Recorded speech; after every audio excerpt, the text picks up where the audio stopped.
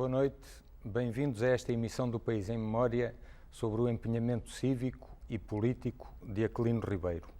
Para comentarem connosco as imagens que vamos ver em seguida, temos no estúdio Serafina Martins, professora da Faculdade de Letras de Lisboa e autora de um doutoramento sobre Aquilino Ribeiro, e Luís Vidigal, professor da Escola Superior de Santarém e autor de 2 livros sobre o escritor, sob a perspectiva mais biográfica, histórica e política. Aquilino Ribeiro impunha-se à admiração dos públicos mais variados.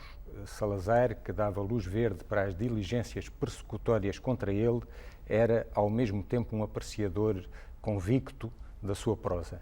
Ainda hoje, a direita mais conservadora nos surpreende a manifestar devoção pela obra e pela personalidade de um escritor que sempre se situou à esquerda.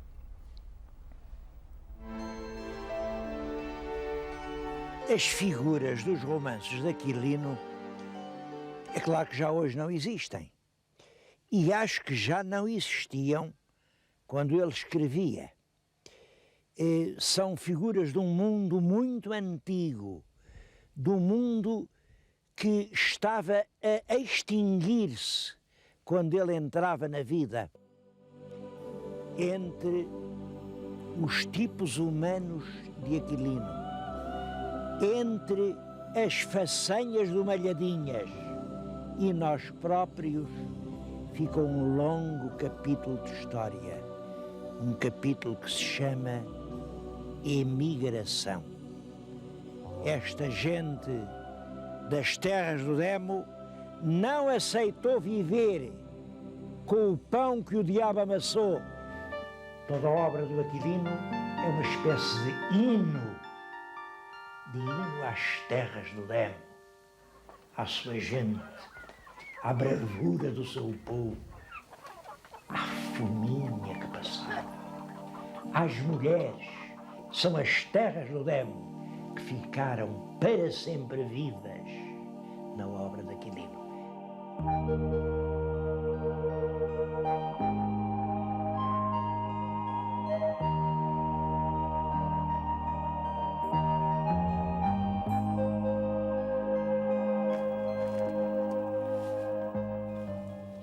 Ele nasceu aqui, na aldeia perto, ele criou-se por aqui, conheceu realmente esta terra, esta gente, lidou com ela. A mãe, de quem ele era muito amigo, gostava imenso que o menino seguisse a carreira sacerdotal, fosse para o seminário. Mas, enfim, o rapaz não tinha grande queda para isso, compreende-se, não se sentiu vocacionado para esse caminho. Foi para Lisboa. Foi para Lisboa em, creio que 1906 ou 7. Nessa altura, é a altura da grande propaganda republicana. Hoje, para nós, pode não ser fácil perceber isto, mas podem crer. Em 1907, República era o outro nome da palavra esperança. Há aqui uma ligação pouco visível, mas real, entre o mundo carbonário, o mundo anarquista, o mundo maçónico, que também tem divisões claras, mas também anda ali paredes meias com o bombismo dito anarquista ou carbonário. É neste meio onde vemos surgir o Aquilino Ribeiro, um homem muito ligado à carbonária, ao anarquismo, às duas coisas provavelmente, ou seja, uma visão radical, mais radical que o republicanismo pequeno-burguês. E Aquilino aderiu, como tantos jovens do seu tempo, ao ideal republicano. Lá no seu quartinho, estava numa pensão na Rua do Carrião. A Rua do Carrião vai dar à Rua do Passadiço, é ali a Santa Marta. Tinha lá um quartinho pequeno, mas emprestou o quarto, pois por que não? Para uns amigos lá irem fazer umas bombas, eram nas maçanetas das camas, umas maçanetas amarelas, punha-se ali a pólvora, carregava-se, era com aquilo que se ia implantar a República. Claro, rebentou uma maçaneta, matou o fabricante, que era um professor do Liceu do Carmo, matou o ajudante, que era um médico, O Aquilino não ficou ferido, mas era ele o dono do quarto, foi ele que foi para a cadeia. Esteve preso ali à vista, perigoso bombista, na esquadra do Caminho Novo, mas fugiu. Aquilino esconde-se, mas a monarquia agoniza. No 1º de fevereiro de 1908, o rei e o príncipe herdeiro são mortos a tiro por 2 republicanos. Nas lendas que correm, é difícil discernir entre a realidade e a fantasia. Uma delas liga Aquilino ao atentado. Estou convencido que o Aquilino era, e não sei se eu penso isto, que o Aquilino era a 3ª carabina do Terreiro de Passos.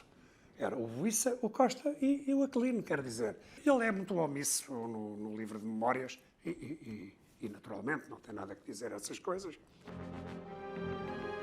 A fuga, o regicídio, os boatos de implicação no atentado, tudo se conjuga para levar Aquilino ao exílio. Em 1908, parte para a capital francesa. É lá que a implantação da República vai encontrá-lo 2 anos depois. Luís Vidigal, esta ideia do Aquilino regicida, 3ª carabina do atentado, é uma ideia a pôr hoje completamente de lado? Não há muitos dados sobre isso. Na altura, no momento do regicídio, o Aquilino estava escondido numas águas furtadas da Rua Nova do Almada, em frente ao Tribunal da Boa Hora. É muito difícil, enfim, ele nas suas memórias flana um pouco, diz que foi ao teatro, nas Barbas dos Polícias, mudou de penteado, fez assim... Ele estava fugido nessa altura, estava tinha a esconder-se. fugido da esquadra do Caminho Novo, na sequência do episódio da explosão da Rua do Carrião. Ele deixou sempre essa questão envolta num tom pouco claro. Nunca disse sim, nunca disse não. É uma possibilidade. Ele era muito amigo do Alfredo Luís da Costa, um dos regicidas, com o qual até escreveu em conjunto, a 4 mãos, um folhetim na imprensa, A Filha do Jardineiro. Pertenciam ao mesmo canteiro, ou canteiro carbonário, ou loja maçónica Solidariedade. Daí a ele ser um dos regicidas vai a uma certa distância. Acho que não se pode afirmar isso. Ele também nunca o afirmou, deixou mas também não entender. exclui essa hipótese, pelos vistos. Ele era um perseguido, ele era um anarquista intervencionista, como os outros, num grupo mais radical pró-republicanismo, de anarquistas que colaborava com os republicanos. Não se pode dizer muito mais. Serafina Martins, neste romance que aqui tem, As Lápides Partidas, o alter ego de Aquilino Ribeiro, Libório Barradas, não confessa o regicídio, mas é amigo dos regicidas e sabe dos preparativos do atentado. O que é que nós podemos inferir de um romance, de uma obra de ficção como esta, sobre o que fez ou deixou de fazer Aquilino Ribeiro? Podemos inferir menos do que podemos inferir das memórias, porque, de facto, Lápides Partidas é um romance que é publicado em 1945. As memórias são só publicadas já 11 anos depois do Aquilino ter morrido, em 1974. Ele morre em 1963. Mas nós percebemos que, de facto, Lápides Partidas é um romance que é um romance muito autobiográfico, com as transformações convenientes, e onde comparece o Aquilino Ribeiro com o nome de Libório Barradas, e, nomeadamente, os 2 regicidas, também com o nome transformado. O Alfredo da Costa aparece como Manfredo Bem Posta e o Manuel Buissa como Uriel Roliça, exatamente. As circunstâncias, também este Libório Barradas é preso por circunstâncias relativamente semelhantes àquelas que levam o Aquilino para a esquadra do Caminho Novo. Embora não haja uma explosão, encontram dinamite, as polícias encontram dinamite na casa dele, enfim, não há aquele dramatismo das mortes dos seus companheiros. Também o Libório Barradas foge, de facto, em circunstâncias também muito semelhantes àquelas que são contadas por Aquilino na primeira pessoa nas suas memórias. mas o romance termina com a fuga para o exílio do Libório Barradas para Paris, tal como as memórias, como o volume de memórias, um escritor confessa-se, e de facto Aquilino promete escrever um segundo volume de memórias que nunca chegou a aparecer. E em relação à sua participação no regicídio, de facto, as circunstâncias são muito omissas. Há certos pormenores que são conhecidos que nos fazem colocar as duas hipóteses. Há, por exemplo, uma história que se conta, muito interessante, e que tem que ver com um evento, diz respeito a um evento público, eu não sei exatamente qual era o evento, mas um evento público em que o Aquilino participou e para o qual estavam convidadas figuras gradas da cultura portuguesa da altura. Não sei se quer dizer-lhe a data, mas enfim. Mas houve algumas pessoas que se recusaram, que chegaram a ir até lá, mas recusaram-se a entrar na sala onde o Aquilino estava, porque diziam que não queriam estar na mesma sala onde estava o regicida. Portanto, isto significa que a história... Um dos objetores terá sido Francisco Sousa Tavares. Exatamente. Isto significa que a história correu sempre, enfim, e que havia essa ideia, por uns aceito, por outros talvez não tanto, mas de facto continua a ser um mistério em relação à vida do Aquilino Ribeiro. Já agora, se me permite, o Aquilino, depois de ter ido para Paris, ele foi seguido atentamente pela polícia secreta francesa. Há registros disso em arquivos que estão em Paris, que eu infelizmente não pude consultar. Mário Soares pôde consultar e vai falar-nos disso agora a seguir. Exatamente. Primeiro contra o rei, pela República, depois contra Salazar, pela democracia. O posicionamento de Aquilino na política portuguesa nunca deixou dúvidas. Já no plano internacional, não foram poucas as perplexidades e os mal-entendidos que se teceram à sua volta. Eis aqui alguns deles.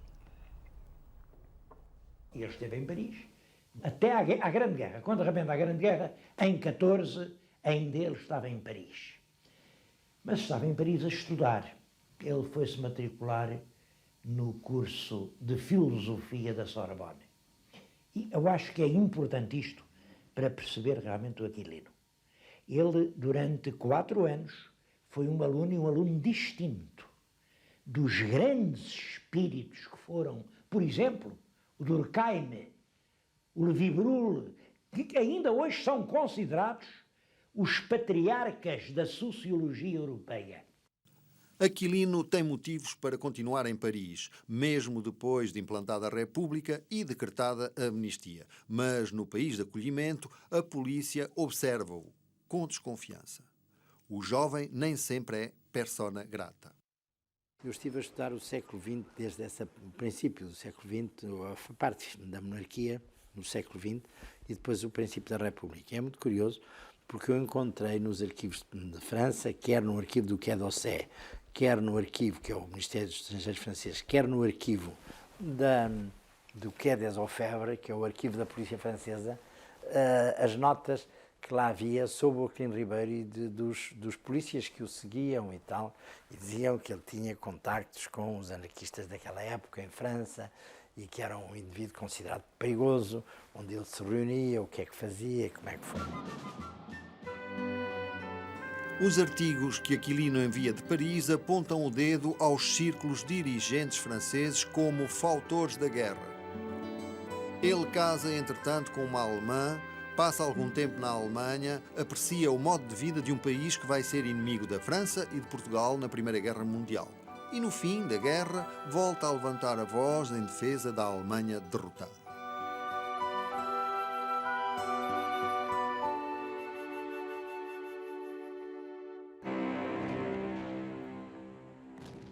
A Alemanha, que procede de Versalhes, é dos tais vencidos a que deixaram os olhos para poder chorar. Retalharam-na, empobreceram-na, humilharam-na, quando a boa política seria apenas arrancar-lhe unhas e dentes, que tão assanhadamente arranharam e morderam, para que cedo, meio século, não ousasse recomeçar.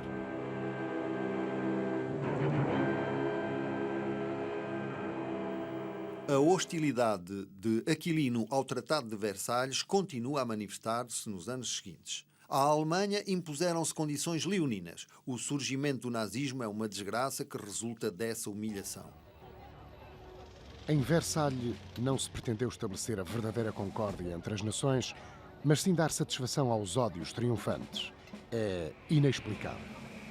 Mas deixassem ao menos criar ossatura à nascente democracia alemã, chorona e paz de alma. Ao contrário, a mísera veio disforme à luz e morreu de consumação chupada pelos vampiros francês e britânico, com os seus acólitos. Hitler desabrochou do nateiro de miséria, de opressão, de vexame, de rancor, reprimido como flor onde menos se espera, miraculosamente por conjura do vento, humus e sol. Aí tem Átila II. Por agora está a forjar o Gládio. Quando o tiver forjado, brandi-lo-á com fúria sobre a Europa, espavorida, e nada saberá resistir-lhe. É fatal. Na Segunda Guerra Mundial, a neutralidade não poupa Portugal às pressões cruzadas dos dois lados. Hitler precisa do wolframio português e os aliados procuram dificultar-lhe o acesso ao precioso minério. O romance Wolframio, de Aquilino, é recebido com frieza pela opinião pública pró-aliada. Luís Vidigal, aquele Aquilino Ribeiro, voltando um pouco atrás, aquele Aquilino das vésperas da Primeira Guerra Mundial, vigiado pela polícia francesa, crítico veemente do belicismo aliado e português também, não seria uma presa fácil para os mal-entendidos que, por exemplo, o anarcossindicalismo sofreu no início da ditadura de Sidónio Pais, que se apresentava como alguém justamente contra esses espantalhos agitados ali por Aquilino Ribeiro? O que está em questão é a colagem que é feita ainda durante a República e depois, sobretudo no Estado Novo, pelos setores da oposição democrática, a colagem que é feita por esses setores de Aquilino à Alemanha.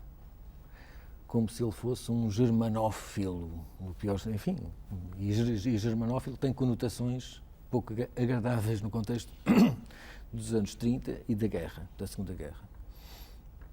Ele tinha casado com uma estudante alemã, Grete Tiedemann, em 1912. Em 1913 conheceu a Alemanha, voltou à Alemanha em 1920, portanto, viu na prática os efeitos da guerra e da derrota alemã e das imposições dos vencedores à Alemanha derrotada.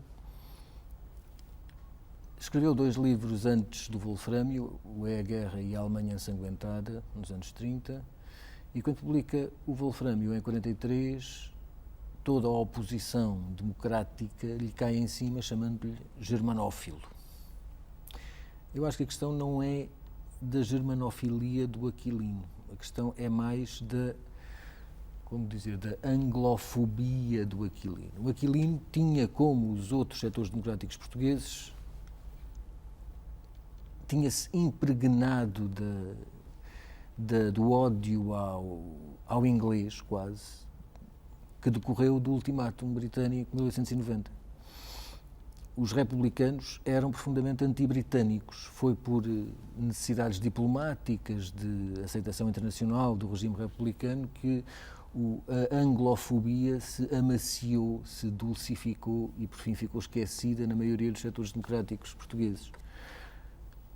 Em contrapartida, e no entanto o Aquilino manteve esse pendão bem assente, estendendo-o depois também para o outro lado do Atlântico, aos rabentos britânicos da América do Norte. Em contrapartida, no quadro dos anos 30 e da guerra, o Estado Novo... Mas antes dos anos 30 e da Segunda Guerra Mundial, deixe-me perguntar-lhe uma coisa justamente sobre a Alemanha Ensanguentada, que citou aí. Nessa recolha de crónicas de viagem do Aquilino Ribeiro, ele não mostra simpatia nenhuma pelos dirigentes revolucionários alemães, Rosa Luxemburgo e Karl Liebknecht, mas praticamente reproduz as críticas que eles fazem ao Partido Social Democrata. Temos aqui um Aquilino filo-espartaquista no que diz respeito à política alemã. não já anarquista, mas próximo dos espartaquistas? Politicamente, o Aquilino foi uma coisa e foi várias coisas ao longo da vida. Foi sempre, essencialmente, libertário, sempre se recusou a regimentar em grupos, veio baliza política quando houve momentos de unificação, de unidade das oposições, a candidatura de Norton de Matos, em 48, o MUD em 46, depois a candidatura de Delgado em 58. Ele veio, desceu a terreiro para defender esses... Mas digamos que a causa comum que ele faz com a esquerda alemã leva a pensar que aquela acusação de germanofilia não tem qualquer fundamento, porque senão estaria a fazer causa comum com os nacionalistas alemães. Falemos claro, ele nunca se demarcou do nazismo, isso é um facto. Aquele texto que ouvimos ali tem uma demarcação em relação ao nazismo. É uma demarcação suave, porque o que ele constatava, e será isso importante, quer dizer, era importante, mas o que ele constatava era o estado de absoluta ruína e absoluto caos da Alemanha provocado pelo dictado de Versalhes, dos vencedores, e sobretudo da Inglaterra. E o velho anti-britanismo é mais forte em Aquilino. Serafina Martins, o romance O Wolframio, que pé é que ele pode dar para esta acusação de germanofilia? Eu não creio que dê muito. Eu até, agora, se o Luís Vidigal não se importasse, até discordava um bocadinho de um artigo seu. Eu acho que é muito informativo, de facto, e muito interessante, mas um artigo que publicou justamente sobre o romance Wolframio, quando a dada altura diz que as linhas de força do romance se desenham em torno do inglês, dos dois empresários, não é? Do empresário inglês, Mr. Corby, e do empresário alemão, Winker, quando de facto o romance, a grande questão daquele romance é uma questão que atravessa a obra do Aquilino, que tem que ver com a avidez, com a voracidade na obtenção de lucro, de dinheiro, não é? Aquela rapacidade popular. E a questão do posicionamento político é uma questão muito acessória, creio eu, nesse romance. Depois do intervalo, vamos recordar o papel de Aquilino Ribeiro durante a ditadura salazarista, já na fase de maturidade e de consagração universal do escritor. Fique connosco.